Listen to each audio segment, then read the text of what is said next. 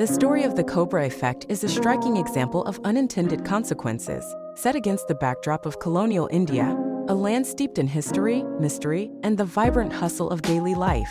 This narrative unfolds in Delhi, the beating heart of India, where the past and the present coalesce amidst ascetics, beggars, British soldiers in red uniforms on horseback, all shrouded in the relentless dust and clamor of the city.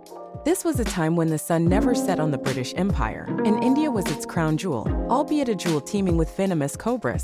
The British government, in its colonial wisdom, devised what seemed like a foolproof plan to tackle the menace of poisonous cobras that threatened the peace of Delhi. They announced a bounty on cobras, offering a reward for every dead snake brought to them. Initially, this scheme was met with widespread acclaim, as scores of dead cobras were turned in for a reward, seemingly mitigating the danger. However, the British had underestimated the ingenuity and resourcefulness of the Indian populace. A thought struck some enterprising individuals: why venture into the forests and risk venomous bites when one could simply breed cobras and turn them in for a guaranteed profit? And so, cobra farms sprang up in secrecy, and the number of cobras submitted for rewards skyrocketed. The British, upon realizing they had been outwitted, hastily terminated the reward program.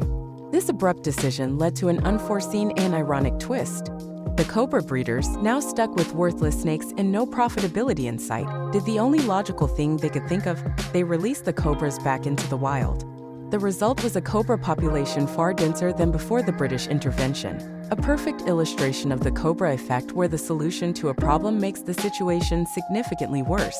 A parallel story unfolded in Vietnam under French colonial rule, plagued by a rat infestation. The French, learning little from their British counterparts, offered a reward for every rat tail brought in, hoping to avoid the unpleasantness of dealing with dead rats. This policy backfired spectacularly when the French discovered the streets teeming with tailless rats. Ingenious locals had been capturing rats, severing their tails to claim the bounty, and then releasing the rats back into the sewers to breed, ensuring a never-ending supply of tails and, inadvertently, rats. These historical anecdotes serve as a potent reminder of the complexity of ecosystems and human societies, illustrating how solutions born from logic and good intentions can spiral into outcomes more dire than the original problems they sought to solve.